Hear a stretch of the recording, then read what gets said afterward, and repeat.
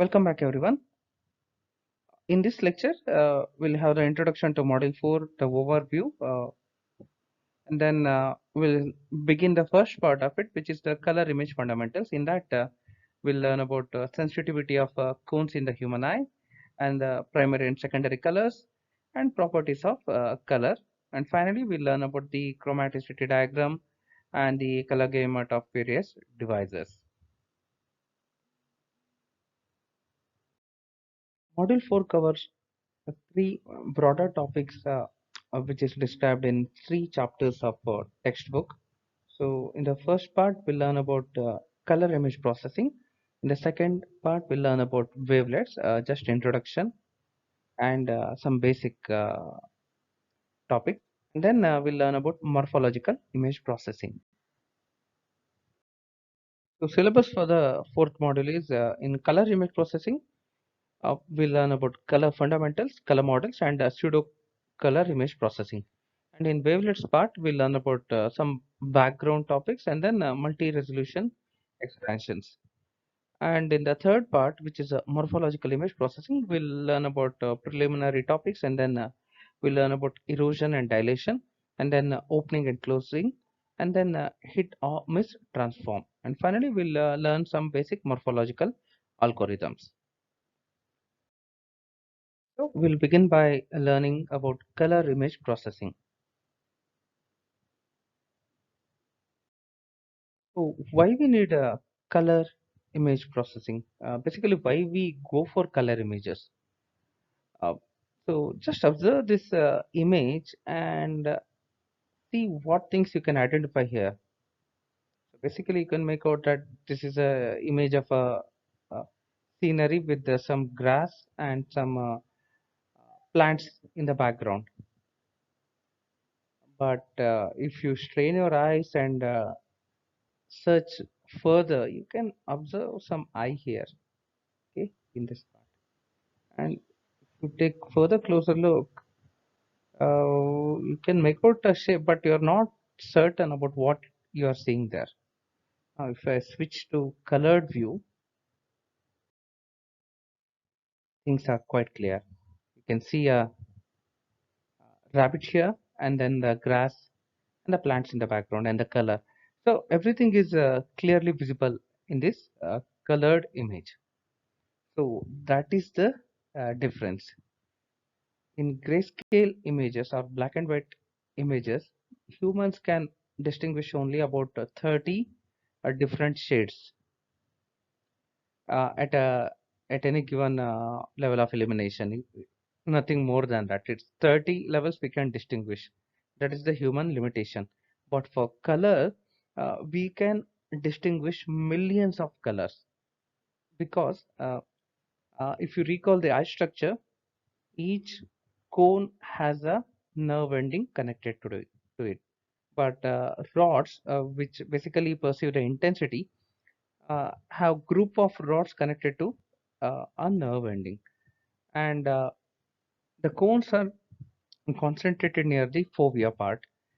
We have uh, about 6 million cones, and each are having its own uh, nerve ending. And we can see things better when they are in color. Okay, so we can distinguish millions of color levels compared to just 30 shades of gray.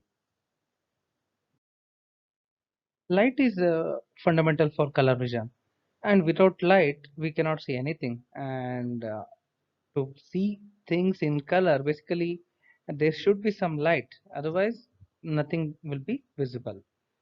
And what do we see? So basically we do not see object, but the light that has been reflected or transmitted through the objects. Light is an electromagnetic wave and its wavelength is between 400 to 700 nanometer. That means if the wavelength of the electromagnetic wave is between 400 to 700 nanometer, human eye can detect it. Otherwise, we cannot see.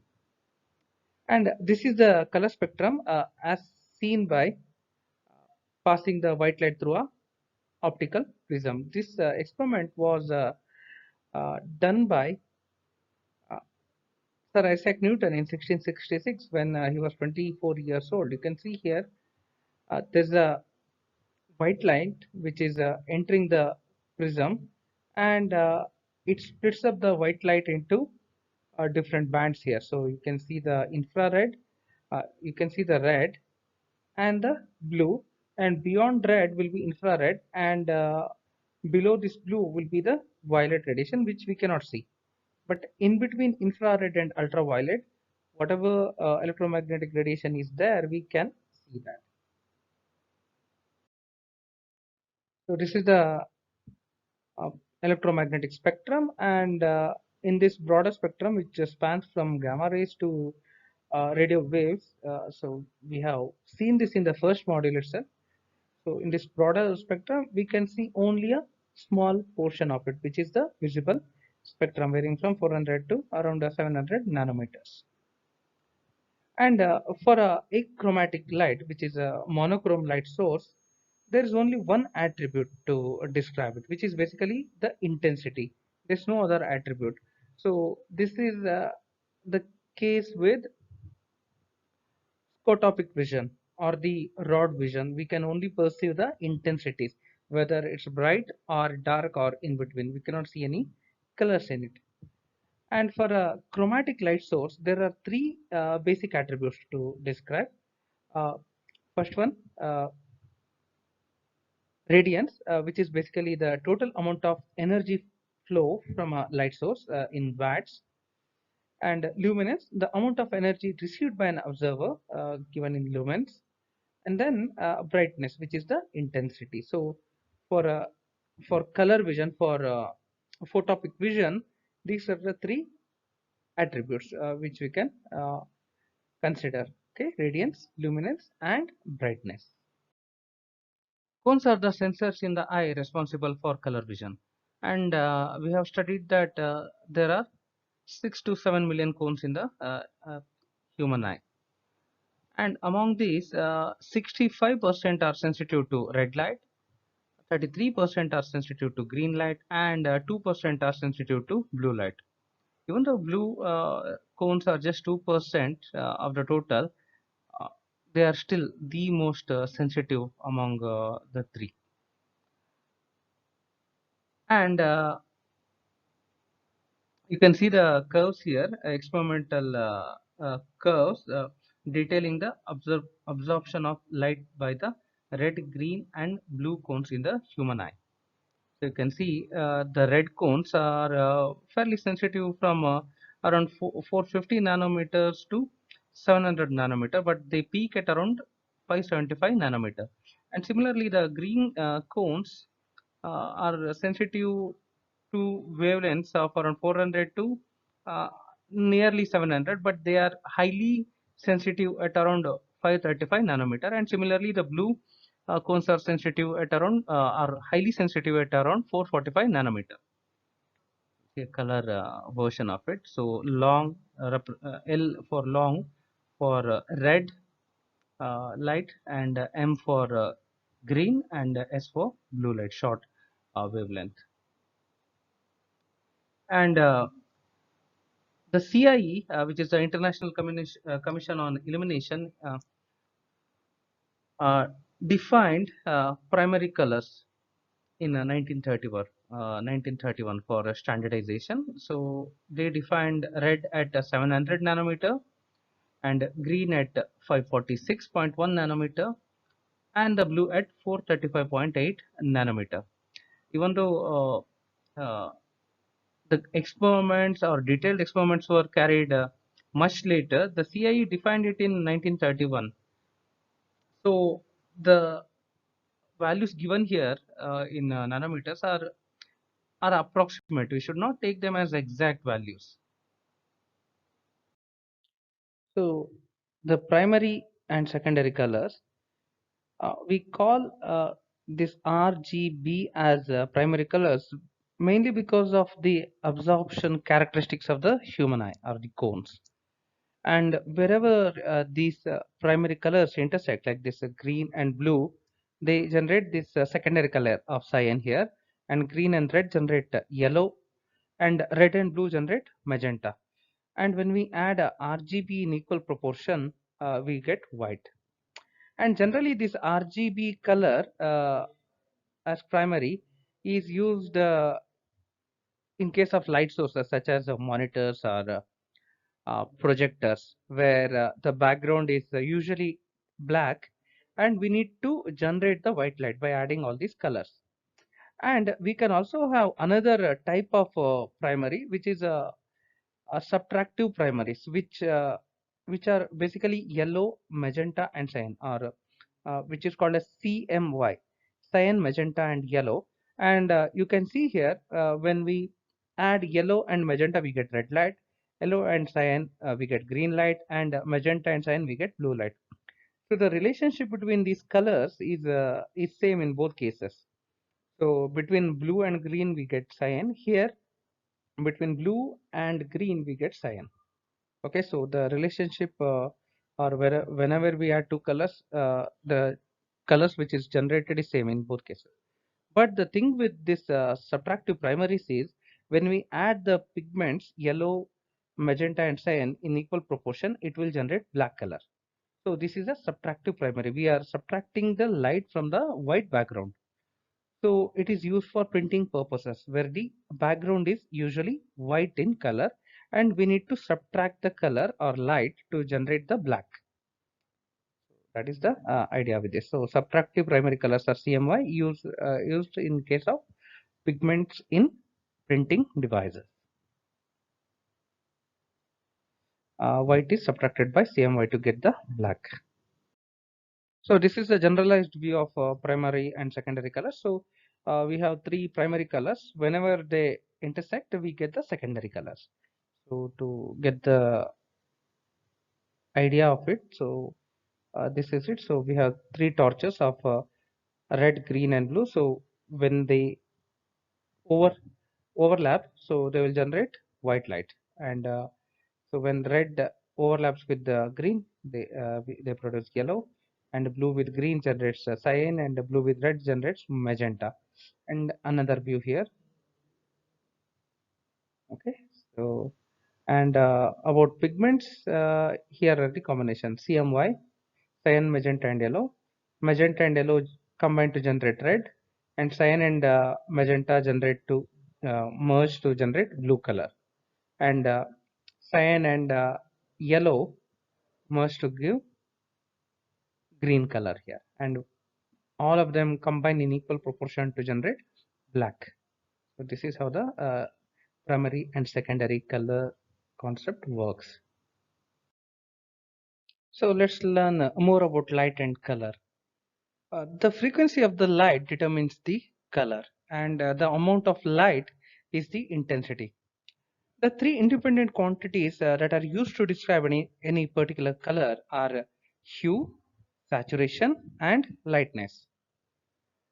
Lightness is also called as brightness or intensity. So the first property is the hue. So hue is the dominant wavelength. So that is basically the apparent color of the light. And when we call an object as red or green or blue, we are referring to its hue.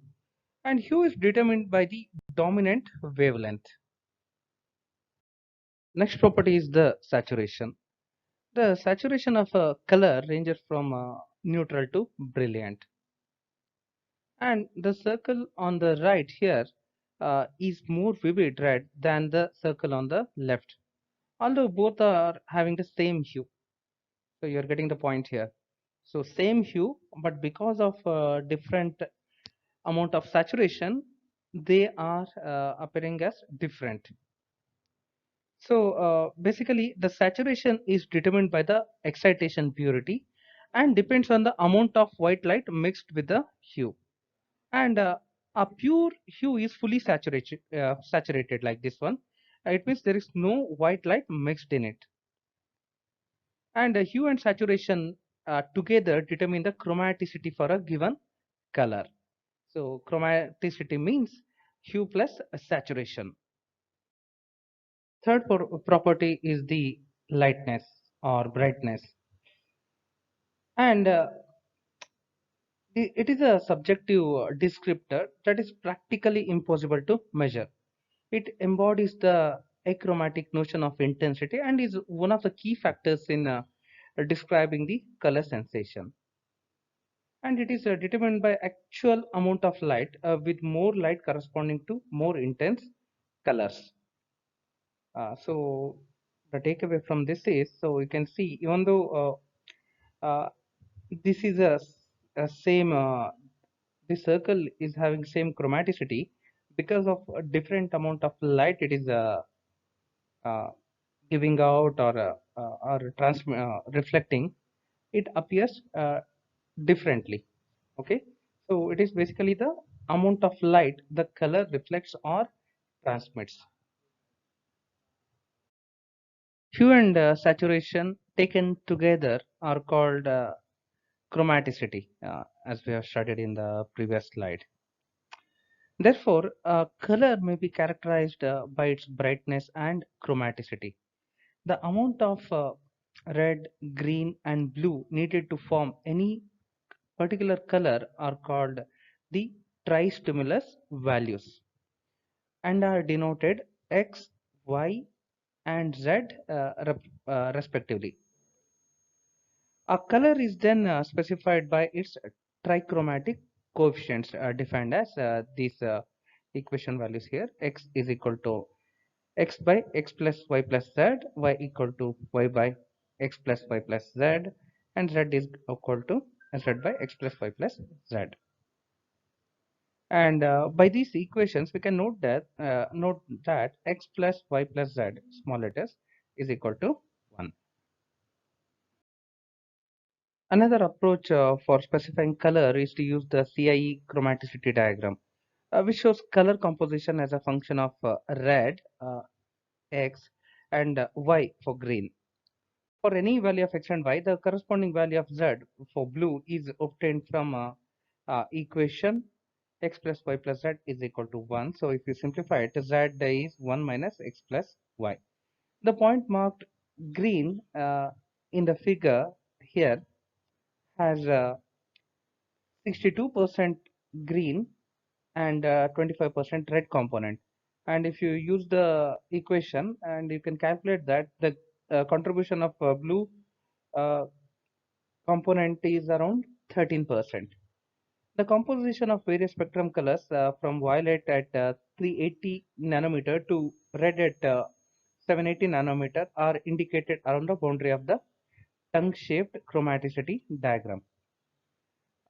These are pure colors as shown in the original color spectrum. At any point, not actually on the boundary, but within the diagram represents some mixtures of the spectrum colors. The point of equal energy here, the point of equal energy corresponds to equal fractions of the three primary colors. Basically, it represents the CIE standards for white light. You can see here it varies from daylight, goes to cool white and warm light. Okay, so cool light means that there's more content of blue, warm means less content of blue and more of a yellowish tone to it. And any point located on boundary of the chromaticity chart here is a fully saturated uh, color. As a as the point leaves the boundary and moves inside, uh, more white light is added to the color and it becomes less saturated. So the boundary is more saturated. As you move inside, it becomes less saturated, and this is the peak point where it gets white, where all the colors are having same intensity. The saturation at the point of equal energy is 0. Means it doesn't have any color representation. Basically, it is having all white light.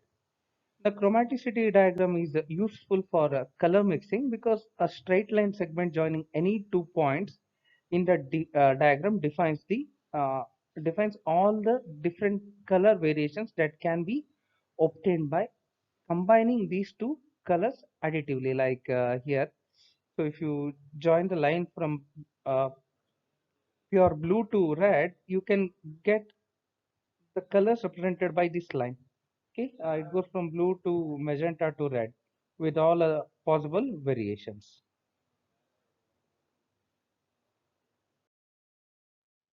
Even though the chromaticity diagram is two-dimensional in nature, if you add the luminance characteristics, this is what we get. So this is the dark or the black point, and this is the white point. And by varying the intensities, the range of colors that you get also varies. So here is the blue corner, and here is the red, and here is the green. And mixing the blue and red, one can get the magenta, and red and green. Here's mixture gives you the yellow, and green and blue gives the cyan. Okay.